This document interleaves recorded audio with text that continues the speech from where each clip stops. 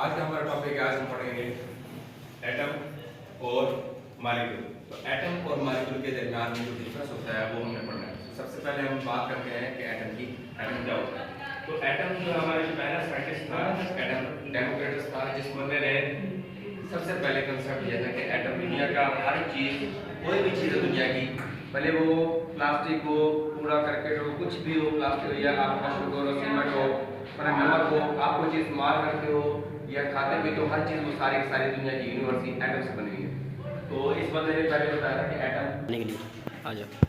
सबसे पहले हमारे पास ये डेमोक्रिटस है। डेमोक्रिटस ने बताया था कि साइंटिस्ट ने कि सबसे पहले कि एटम क्या चीज़ है। तो एटम की डेफिनेशन क्या है? It is a Greek word that means the smallest particle. कि एटम एक ऐसा जर्रा है, छोटा जर्रा है, जो दुनिया का सबसे छोटा जर्रा जिससे दुनिया बनी हुई है। तो एटम के वैसे फंडामेंटल पार्टिकल कितने हैं? फंडामेंटल पार्टिकल तीन है। कौन कौन से हैं? इलेक्ट्रॉन, प्रोटॉन और न्यूट्रॉन। तो इलेक्ट्रॉन पे चार्ज कौन सा होता है? नेगेटिव, प्रोटॉन पे पॉजिटिव चार्ज और न्यूट्रॉन पे जीरो चार्ज, कोई चार्ज नहीं होता। तो इस तरह हमारे पास है, इसी की थ्योरी को डिस्कवर किया कुछ साइंटिस्ट ने, जैसे कि हमारे पास पहला साइंटिस्ट है रदरफोर्ड। तो रदरफोर्ड ने जिस तरह एटम को डिस्कवर किया, उसने कहा कि उसका जो व्यू था, उसका जो कंसेप्ट था वो क्या था कि रदरफोर्ड ने कहा कि एटम के दो पार्ट हैं। एटम के दो पार्ट हैं। कैसे? Atom has two part, nuclear part and extra nuclear part. तो न्यूक्लियर पार्ट होता है, उसके अंदर होता है न्यूक्लियस, जैसे कि हमारे पास है ये न्यूक्लियस। सेंटर पार्ट जो ये इसे कहते हैं न्यूक्लियस। इसे क्या कहते हैं? न्यूक्लियस है। और न्यूक्लियस किससे बना होता है? प्रोटॉन से और न्यूट्रॉन से बना होता है। उसके बाद हमारे पास ये हमारा इसका सेंट्रल पार्ट, इसको सेंट्रल पार्ट भी कहते हैं और न्यूक्लियर पार्ट भी कहते हैं। उसका दूसरा हिस्सा है extra nuclear part. Extra nuclear part क्या होता है? एक्स्ट्रा न्यूक्लियर पार्ट कहते हैं ये बाहर वाला हिस्सा, जिसमें इलेक्ट्रॉन रिवॉल्व करता है।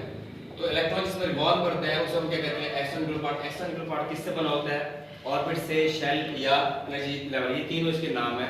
ठीक है। इसके बाद इसके ये रहता कौन है इसके अंदर? इलेक्ट्रॉन, सिर्फ इलेक्ट्रॉन। और इसके अंदर रहता कौन है? प्रोटॉन और न्यूट्रॉन। इसी तरह हमारे पास ये एक और साइंटिस्ट था जिसने एटम के बारे में डिस्कवरी दी, कि उसकी प्रॉपर्टीज के बारे में बताया, वो था डाल्टन थ्योरी। तो डाल्टन थ्योरी क्या है? डाल्टन ने उसने कहा था कि कोई भी चीज़ है जो दुनिया जाके बनने किसी हुई है, एटम से बनी है। उसने क्या कहा कि he give the theory that atoms of an element that have the same size, that have the same size, के एटम के सेम साइज है। कोई भी एटम, कोई भी चीज़, उसके साइज सेम होगा, शेप भी सेम होगी और प्रॉपर्टीज उसकी वो भी सेम होगी। इस तरह उसने कहा कि कोई भी चीज़ है दुनिया में, कोई भी mass neither be created nor be destroyed. Mass पर कोई भी चीज़ है जो, अगर मिसाल आपके पास पीस ऑफ पेपर है, अगर आप उसे जला देते हो, पहले वो सॉलिड स्टेट में था, उसके बाद वो एश स्टेट में आ गया, अपनी स्टेट को चेंज कर गया, तो उसने क्या किया कि सिर्फ अपनी जगह चेंज की है। एक शक्ल से ही change one form to another form, एक शक्ल से दूसरी शक्ल में चेंज हो गया, ये उसने कहा। ये हमारा था एटम का कंसेप्ट। आगे नेक्स्ट हमारे पास है मॉलिक्यूल। तो मॉलिक्यूल क्या चीज है? मॉलिक्यूल कहते हैं the combination of more than one atom, माना एक से ज्यादा एटम जब भी आपस में मिलेंगे तो क्या मिलाएंगे?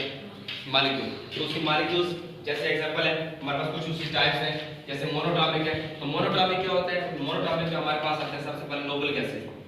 नोबल गैसेस इसलिए आती हैं क्योंकि नोबल गैसेस में हमारे पास ये सारे के सारी नॉन रिएक्टिव गैसेस हैं। नॉन रिएक्टिव गैसेस से कहते हैं कोई आउटर मोस्ट शेल जो कंप्लीट हो, जैसे हमारे पास है हीलियम है, आर्गन है, एक्सॉन, ये सारे के सारे मोनोटॉमिक है। इस तरह हमारे पास दूसरी टाइप की है डायटॉमिक। डायटॉमिक क्या होता है? डायटॉमिक जिसमें दो एटम हो, जैसे हमारे पास ये H और H, Cl और Cl, इसमें दो एटम है, H2Cl2O2 N2। उसके बाद एक्सेप्ट उसके अलावा और भी बहुत सारे एग्जांपल हैं। तो हमारे पास ट्राइटॉमिक है। ट्राइटॉमिक क्या होता है? इसमें तीन एटम होते हैं। तीन एटम किस तरह? जैसे कि हमारे पास एक एटम कार्बन का हो गया और एक दो एटम ऑक्सीजन के हो गए, तो टोटल कितने हो गए? तीन। इस तरह एक नाइट्रोजन का हो गया, दो हाइड्रोजन के हो गए, तो कितने हो गए? तीन। इस तरह इसे क्या कहते हैं? Triatomic molecule. अब हमारे पास मल्टी एटॉमिक मॉलिक्यूल है। मल्टी एटॉमिक मॉलिक्यूल के अंदर हमारे पास क्या होता है? एक से ज्यादा एटम, जैसे कि हमारे पास एक पी का हो गया और चार हो गए, इस तरह ये क्या हो गए? तीन से ज्यादा हो गए, तो इसे क्या कहेंगे? Multi atomic molecule. तो इसी तरह हमारे पास जो मेन कंसेप्ट था एटम्स का और मॉलिक्यूल्स का। तो एटम और मॉलिक्यूल क्या चीज हमने आपको देखा कि ये एटम उसे कहते हैं जो कोई भी चीज हो सिंगल एटम में हो, उसे क्या कहेंगे? छोटे से छोटा जर्रा जो उसे जिस चीज से बना होता है उसे क्या कहते हैं? स्मॉलेस्ट यूनिट ऑफ दैट चीज मेड आप, माना कोई भी चीज जो आप बनाते हो वो किससे बना होता है? एटम से। और एक से ज्यादा चीज से बना हो वो उसे हम क्या कहते हैं? मॉलिक्यूल। Thank you.